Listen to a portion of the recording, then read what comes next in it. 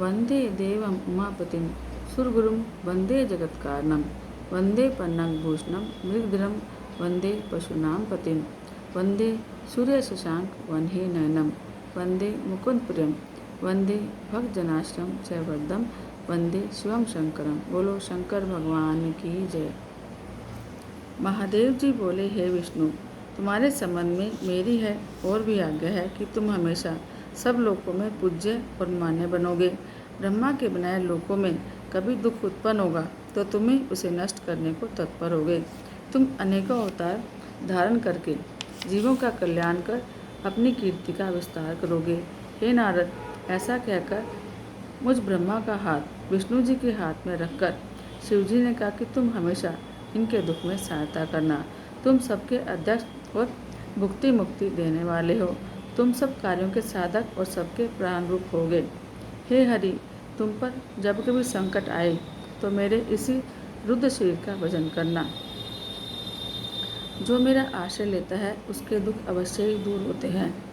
अभी तीनों देवताओं की आयु बल को सुनो। 4000 युग का ब्रह्मा जी का दिन होता है और इसी क्रम से रात भी होती है। 30 दिन का एक महीना और 12 महीने का एक वर्ष, इस प्रकार के वर्ष प्रमाण से ब्रह्मा जी की 100 वर्ष की आयु होती है। और ब्रह्मा जी का एक वर्ष यानी कि विष्णु जी का एक दिन कहलाएगा। और भी इसी प्रकार के प्रमाण से 100 वर्ष इसी तरह वो जिएंगे तथा विष्णु का एक वर्ष रुद्र के एक दिन के बराबर होगा और इसी क्रम से वह भी 100 वर्ष स्थित रहेंगे। तब सदाशिव के मुख से एक श्वास उत्पन्न होता है जिसमें उनके 21,000 के 100 और 600 दिन रात होते हैं।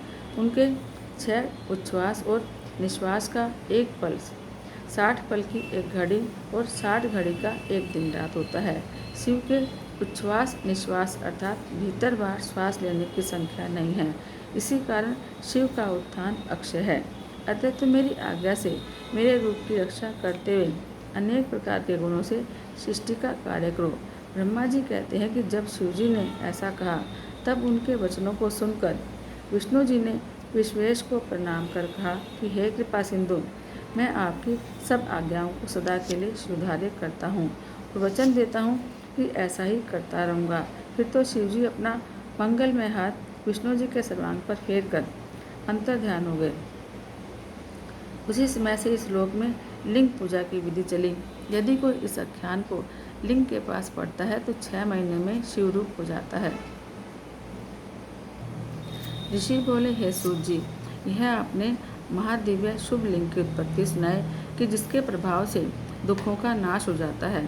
हे महाभाग, अब आप ब्रह्मा और नारद जी के संवाद के माध्यम से शिव पूजन की विधि बताइए जिसके करने से शिव जी प्रसन्न हो। ब्राह्मण, क्षत्रिय, वैश्य और शूद्र चारों वर्णों को शिव जी की पूजा का अधिकार है। उसका क्या क्रम है? व्यास जी ने जैसा आपको बताया मुझे भी कहिए। सूत जी बोले, हे मुनीश्वर, जैसा आपने पूछा वह ऐसा पहले ही व्यास जी ने सनत कुमार से पूछा और जिसे उपमन्यु ने सुना उसी को फिर व्यास जी ने मुझे पढ़ाया और उपमन्यु से श्री कृष्ण ने सुना। तब जिसे सबसे पहले ब्रह्मा जी ने कहा था वही सब ब्रह्मा नारद संवाद के रूप में आपसे कहता हूँ। ब्रह्मा जी बोले, हे नारद, अब मैं तुम्हें लिंग पूजन की विधि बताता हूँ। यदि विस्तार से कहूँ तो सैकड़ों वर्षों में भी पूरी नहीं होगी। शिव जी की पूजा परम भक्ति से करनी चाहिए। प्रातःकाल ब्रह्म मुहूर्त में उठकर गुरुदेव और भगवान शंकर को याद करता हुआ सब तीर्थों का स्मरण करें और हरि भगवान का ध्यान करें। साथ ही मेरा और देवताओं और मुनियों का भी ध्यान करें। फिर शिव स्तोत्र का पाठ करे और तब उठकर मल त्याग के लिए दक्षिण दिशा को जावे। वहाँ एकांत में मल त्याग करे और ब्राह्मण हो तो शुद्धि के लिए 5 बार हाथ धोए, क्षत्रिय 4 बार, वैश्य 3 बार और शूद्र 2 बार हाथ धोए। गुदा और लिंग में 1 बार, बाएं हाथ में 10 बार, फिर दोनों हाथों में 7 बार मिट्टी लगाए।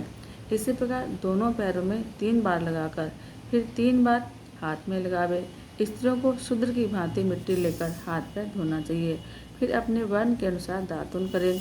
दातुन के लिए ब्राह्मण 12 अंगुल की, क्षत्रिय 11 अंगुल की, वैश्य 10 अंगुल की और शूद्र 9 अंगुल की दातन करें।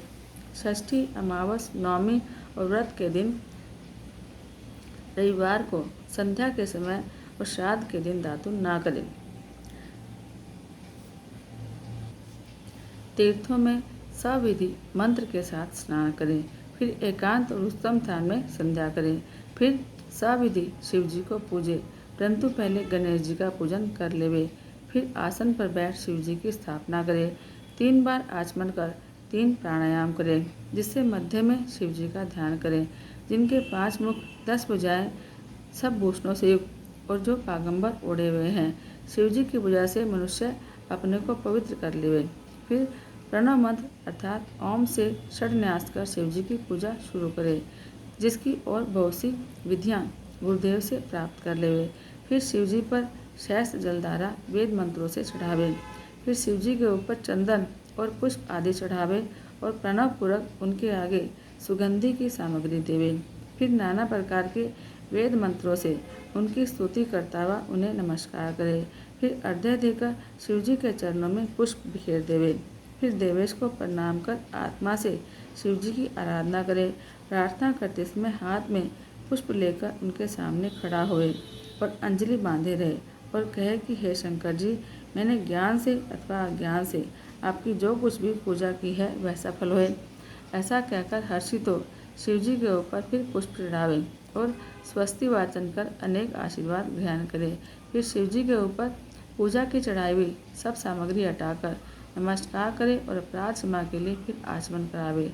फिर अघोर मंत्र से शिव जी की प्रार्थना करें और गले से अधिक शब्द निकालकर उनकी पूजा करें। नारद जी ने कहा कि ये ब्रह्मा जी, इस बात को स्पष्ट रूप से फिर कहिए।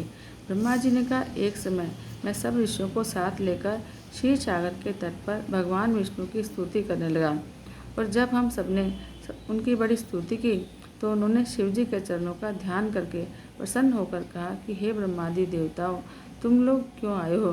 तुम्हारा क्या कार्य है, मुझसे कहो। ब्रह्मा जी कहते हैं कि हे महाराज, दुखों को दूर करने वाली सेवा किसकी करनी चाहिए? तब भगवान बोले, हे ब्रह्मन, यह तो तुम पहले भी देख चुके हो और अब भी देखते हो, फिर उसी को क्या पूछते हो? किंतु कार्य में तत्पर तुम्हारे और देवताओं के लिए फिर कहता हूँ, सुनो।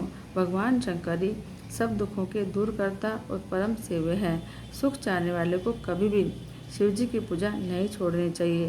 पूजा से ही हम तुम और सभी देवता श्रेष्ठ हुए हैं। फिर आप इस बात को कैसे भूल जाते हैं? जैसे भी हो, लिंग की पूजा करें। सकाम शिवार्चन करना ही योग्य है।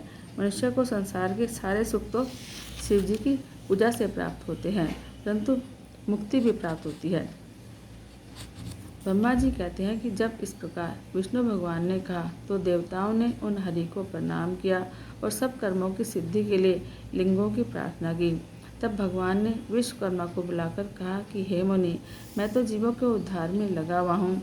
तुम मेरी आज्ञा से देवताओं के लिए शिवलिंगों की स्थापना करो, शिवलिंगों की कल्पना करो। ब्रह्मा जी कहते हैं कि तब विश्वकर्मा ने हरि की आज्ञा से देवताओं के लिए लिंगों की कल्पना कर उन्हें वे लिंग प्रदान किए।